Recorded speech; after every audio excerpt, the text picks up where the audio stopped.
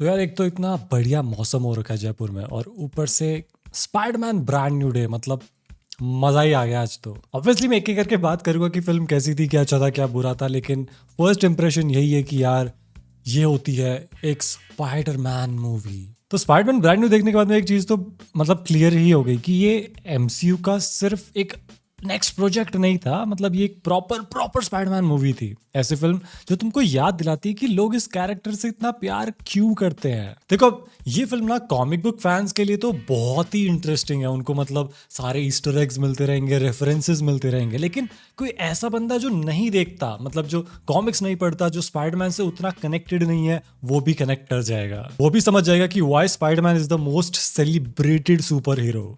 इस फिल्म में ना एक्शन है, कॉमेडी है, इमोशनल मूवमेंट्स भी है और सबसे इंपॉर्टेंट पीटर पार्कर का स्ट्रगल है। फिल्म परफेक्ट तो नहीं है, इसमें मतलब फ्लॉज हैं ऑब्वियसली, जिन पर मैं बाद में बात करूंगा, लेकिन ओवरऑल एक्सपीरियंस बहुत सेटिस्फाइंग था। तो सबसे पहले बात करते हैं पीटर पार्कर की।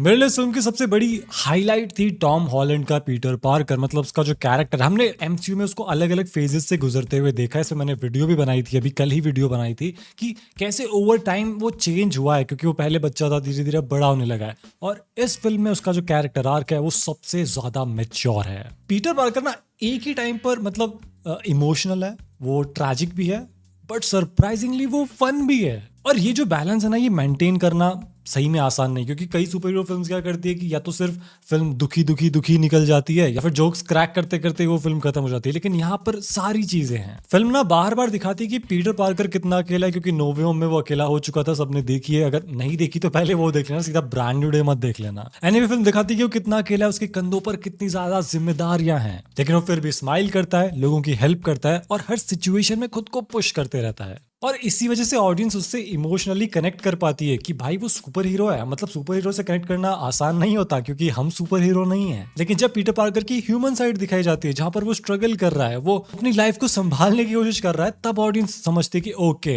He is me. ऊपर से जो टॉम हॉलैंड की परफॉर्मेंस है वो इस चीज को सपोर्ट करती है। बहुत ही मेरे ख्याल से बढ़िया एक्टिंग करी है बंदे ने। इवन मैं कहूंगा कि मतलब जैसे क्या होता है कि स्पाइडरमैन मास्क पहन लेता है, तो आप अब समझ नहीं पा रहे कि उसके क्या एक्सप्रेशन है, क्योंकि आपको दिख नहीं रहा है उसका चेहरा। लेकिन इस बार उन्होंने वो आईज यूज करी मास्क पे जो कि बंद होती है, मतलब थोड़ी श्रिंक होती है वो, जिसकी वजह से ऐसा लगता है कि ओके, वो स्पाइडरमैन कुछ सोच रहा है, स्पाइडरमैन कुछ कहना चाहता है। तो हाँ, अगर वो मास्क पहनने के बाद भी खुद को एक्सप्रेस कर पा रहा है तो ये तो अच्छी चीज है। अब बात करते हैं एक्शन की। डेस्टिन डैनियल क्रेटन का इंपैक्ट ना एक्शन सीन्स में क्लियरली दिखता है। अगर तुमने शैंग-ची देखी तो तुम्हें आइडिया होगा कि उनकी जो एक्शन कोरियोग्राफी होती है वो कितनी अच्छी रहती है। ब्रांड न्यू डे में भी वही कॉन्फिडेंस दिखता है। हर एक्शन सीन के अंदर मतलब कुछ ना कुछ नया होता रहता है। ऑब्वियसली उसमें सीजीआई है, उसमें वही स्पाइडरमैन की मार धाड़ है, बट देयर समथिंग न्यू। ये कह सकते हैं कि हर फाइट की अपनी एक आइडेंटिटी है, जो मतलब आपको याद रहेगी मूवी देखने के बाद भी। लेकिन एक्शन सीन में जो मुझे एक चीज अच्छी लगी वो था कैमरा मूवमेंट। तो देखो आजकल क्या होता है कि मतलब सुपर हीरो फिल्म्स में या फिर एनिमे के अंदर भी ना कैमरा मूवमेंट बहुत फास्ट रहता है। मैं पर्सनली ट्रैक नहीं कर पाता कि भाई एक्शन कहाँ से कहाँ पहुंच गया, क्या हो गया, हमारा हीरो किधर, उसने क्या कर दिया। अब यहाँ पर भी स्पाइडरमैन है, वो फास्ट एक्शन करता है, तुरंत तुरंत स्विंग करते रहता है, लेकिन उस चीज को ट्रैक अच्छे से किया इन लोगों ने। आपको कभी भी ऐसा लॉस्ट फील नहीं होगा कि यार मैं एक्शन के बीच में गुम हो गया। वैसे तो एमसीयू की जितनी भी अभी तक स्पाइडरमैन फिल्म्स आई थी, सब में एक्शन बहुत ही सही था। मैं एक्शन के मामले में तो कभी कंप्लेन करता ही नहीं। नो वे होम में, फार फ्रॉम होम में, सब में एक्शन बहुत बढ़िया था। लेकिन इस बार ये एक अलग लेवल पे जाता है, क्योंकि यहाँ पर पनिशर है, क्योंकि यहाँ पर हल्क है। अब जब हल्क का नाम ले ही लिया तो उसकी बात भी कर लेते। तो मुझे ऐसा लगा था कि जो मार्केटिंग मटेरियल आता, मुझे सही में ऐसा लग रहा था कि यार ये हल्क को जस्टिफाई नहीं कर पाएंगे, हल्क के एक्शन सीन को जस्टिस नहीं दे पाएंगे। लेकिन सरप्राइजिंगली हल्क का जो एक्शन सीक्वेंस है वो बढ़िया है यार। मतलब यार थिएटर में सीटियां बज रही थी, क्योंकि कुछ चीज़ें हो रही थी जो कि मतलब हल्क फैंस के लिए तो बहुत बढ़िया थी। वैसे ही बताऊं तो हल्क के इंक्लूजन की वजह से ना ये फिल्म और ज्यादा स्पेशल लगती है। मतलब किया तो है हल्क ने, कुछ किया तो है बढ़िया। और जब फिल्म खत्म हो जाएगी तब आप ये सोचो कि यार काश हल्क और देखने को मिलता। अब बात करते हैं कॉमेडी की। स्पाइडरमैन मूवीज की एक आइडेंटिटी हमेशा से रही है कि चाहे सिचुएशन कैसी भी सीरियस हो, कितनी भी सीरियस हो, पीटर पार्कर हमेशा अपनी ऑकवर्ड पर्सनैलिटी और जोक से एटमॉस्फेयर हल्का कर देता है। इस फिल्म ने उस चीज को मेंटेन किया है। कॉमेडी यहाँ पर ओवरडन नहीं है, और ऐसा भी नहीं कि हर 10 मिनट में मतलब जबरदस्ती फोर्सफुली जोक घुसाया गया हो। जहां जरूरत है वहीं पर ह्यूमर आता है, कई डायलॉग्स जेन्युइनली फनी है और थिएटर में काफी बार लोग हंस रहे थे यार। मैं सरप्राइज हूँ कि बहुत बार लोग हंस रहे थे। लेकिन अब फिल्म ये मान लो कि बहुत सारी मोमेंट्स पर इमोशनल भी बहुत ज्यादा है, और ये चीज अच्छी कि वहां पर जोक्स ने उस चीज को डिस्ट्रॉय नहीं किया। क्योंकि हमने कई सारी सुपर हीरो फिल्म्स देखी है जहां पर ये होता है कि यार एक इमोशनल मोमेंट चल रहा होता है और कोई जोक मार के उसकी मतलब बैंड ही बजा देता है। लेकिन जैसा कि मैंने कहा, यहाँ पर पीटर पार्कर बड़ा मैच्योर था, उसे पता था कब जोक मारना है कब नहीं मारना। अब बात कर लेते हैं स्विंगिंग सीन्स की। विजुअल्स के मामले में अगर अमेजिंग स्पाइडरमैन 2 की स्विंगिंग से कंपेयर करें तो ऑनेस्टली उस लेवल तक पहुंचना मुश्किल है। आज भी वो बेंचमार्क ही है, लेकिन ब्रांड न्यू डे ने एक अलग डायरेक्शन लिया है। इस बार स्विंगिंग सिर्फ मतलब कूल शॉट्स दिखाने के लिए नहीं है, इस बार स्विंगिंग पीटर पार्कर की इमोशनल स्टेट का भी एक्सटेंशन लगता है। आई मीन वो काफी बार ना स्विंग करने से निकलता है कि कभी वो परेशान है, कभी वो ट्रॉमा में है, कभी वो खुश है, या कभी वो समझ नहीं पा रहा कि उसकी बॉडी के साथ में क्या चल रहा है। तो हमें अलग अलग तरीके के स्विंगिंग सीन्स देखने को मिले जहां पर अलग अलग इमोशन है। और कितनी कूल चीज है। आई मीन कि चलो तुम विजुअली उसको लेवल को मैच नहीं कर सकते, पर तुम अगर स्विंगिंग को आर्क से कनेक्ट कर दो तो वो कितना इंटरेस्टिंग हो जाता है। क्योंकि आप ना बिना डायलॉग के समझ जाते हो कि पीटर पार्कर के दिमाग में क्या चल रहा है उसकी स्विंगिंग देखकर। एक सीन है, एक बढ़िया सीन है। पर्सनली मुझे ये अप्रोच बड़ी मस्त लगी। ओके, मैं फिल्म की एडिटिंग की भी तारीफ करना चाहूंगा। मुझे लगता है कि ये मे बी एमसीयू में जितनी भी स्पाइडरमैन फिल्म्स आई है उसमें सबसे वेल एडिटेड फिल्म होगी। आई विश कि इसमें और सॉन्ग्स होते, जैसे कि मतलब ये अपनी इनटू द स्पाइडर वर्स में नहीं रहता कि कूल कूल सॉन्ग्स आते रहते हैं। आई विश कि इसमें ऐसा होता, बट स्टिल इस फिल्म में जो एडिटिंग है, जहाँ पर पीटर पार्कर की जो बॉडी में चेंजेस आ रहे हैं उनको जिस तरीके से स्क्रीन पर दिखाना है, क्या वो फील कर रहा है, वो ऑडियंस को फील करवाना, वहाँ पर जो साउंड डिजाइनिंग है और जो पेसिंग है, ऑब्वियसली फिल्म की पेसिंग भी एडिटिंग में ही आएगी, ये सब कुछ बहुत सही से स्टिच किया गया है।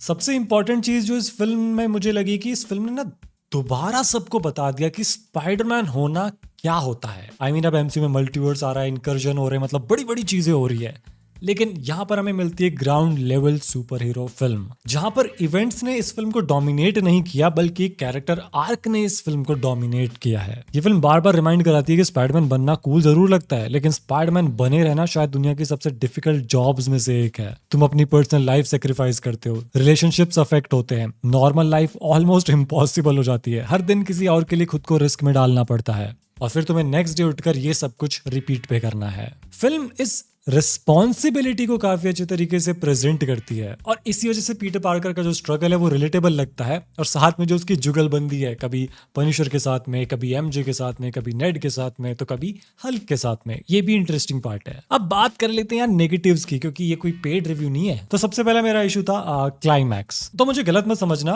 क्लाइमैक्स ऐसा कोई बुरा नहीं है, वो इमोशनल है, वो इम्पैक्टफुल है। लेकिन जिस तरीके से सुपर हीरो फिल्म्स, ऐसा नहीं होता कि फिल्म के क्लाइमैक्स में तो बिल्कुल पीक पर पहुंच जाती है। स्पाइडरमैन ब्रांड न्यू डे में ऐसा नहीं होता। फिल्म जिस लेवल पर चलती है सेकंड हाफ से थोड़ा पहले, उसी लेवल पर चलती रहती है, और वो पीक पर इसलिए नहीं पहुंचती क्योंकि जो स्पाइडरमैन के एनिमीज है वो मे बी उतने ग्रैंड नहीं है। देखो नॉर्मली क्या होता है कि सुपर हीरो फिल्म की एंडिंग में अगर वो अच्छी हो तो मतलब लोग बिल्कुल ऐसे हल्ला हो जाता है थिएटर के अंदर। यहाँ पर इमोशनल सेटिस्फेक्शन फॉर श्योर है इस क्लाइमैक्स में, लेकिन वो मैसिव पे ऑफ नहीं है। मैं पर्सनली थोड़ा और मतलब larger than life type expect कर रहा था, जो कि शायद मेरी एक्सपेक्टेशंस गलत है क्योंकि ये एक ग्राउंडेड सुपर हीरो फिल्म थी। और दूसरा इशू है एमसीयू से कनेक्टिविटी। देखो फिल्म में एमसीयू के कैरेक्टर्स हैं और रेफरेंसेस भी है, लेकिन टाइमलाइन को लेकर क्लैरिटी मतलब उतनी स्ट्रांग नहीं मिलती अपने को। कई बार लगता है कि ये इवेंट्स एग्जैक्टली एमसीयू के किस पॉइंट पर हो रहे हैं, इसको थोड़ा और क्लियरली एस्टैब्लिश किया जा सकता था। ये कोई बहुत बड़ी प्रॉब्लम नहीं है, स्पेशली अगर तुम मतलब फिल्म को स्टैंड अलोन स्पाइडरमैन स्टोरी की तरह देखते हो तो इसमें कोई इशू नहीं है। लेकिन एमसीयू फॉलोअर जरूर क्वेश्चन रेज कर सकते कि यार एक कनेक्टेड यूनिवर्स है तो तुम कैसे कनेक्ट कर रहे हो। बट स्टिल ओवरऑल देखा जाए तो मुझे स्पाइडरमैन ब्रांड न्यू डे बहुत पसंद आई। मतलब ये फिल्म ऐसा भी नहीं है कि यूनिवर्स सेटअप करने के चक्कर में अपने मेन कैरेक्टर को ही भूल जाए, ऐसा नहीं हुआ है। इस फिल्म का फोकस पीटर पार्कर है और वही इसकी सबसे बड़ी स्ट्रेंथ है। मतलब एक्शन बढ़िया है, ये फिल्म एंटरटेनिंग है और सेडी सिंह का कैरेक्टर सरप्राइजिंग है। और सबसे इंपॉर्टेंट फिल्म तुमको एक लेसन देती है कि स्पाइडरमैन वो मास्क पहनने वाले इंसान का नाम नहीं है। स्पाइडरमैन एक रिस्पॉन्सिबिलिटी है, एक सेक्रीफाइस है, और उस रिस्पॉन्सिबिलिटी को को हर दिन निभाने के लिए जो हिम्मत चाहिए वो इस फिल्म का हार्ट है। तो अगर तुम एक स्पाइडरमैन फैन हो तो तब तो तुम मतलब जा ही रहे हो फिल्म देखने, मतलब मुझे बोलने की जरूरत नहीं है। पर अगर तुम लोग ऐसी फिल्म्स नहीं देखते हो, स्पाइडरमैन से तुम उतना कनेक्टेड नहीं हो, तो मैं कहूँगा एक बार जरूर ट्राई करना, ये फिल्म बढ़िया लगेगी। बाकी स्पॉइलर फ्री में तो इतना ही था, लेकिन मैं इसके ऊपर एक अलग से वीडियो भी बनाऊंगा जिसमें एंडिंग और पोस्ट क्रेडिट सीन की बात करेंगे। हाँ, इसमें एक पोस्ट क्रेडिट सीन भी है, यानी कि वो जो पूरा कास्ट वगैरह वाला सब क्रेडिट्स रोल हो जाएगा ना, उसके बाद आता है, और वो इंपॉर्टेंट है। वो बहुत बड़ा सीन नहीं है पर वो इंपॉर्टेंट है। एनीवे, वीडियो चलेगी तो लाइक और शेयर कर देना, और मैं आपको मिलता हूँ अब अगली वीडियो में।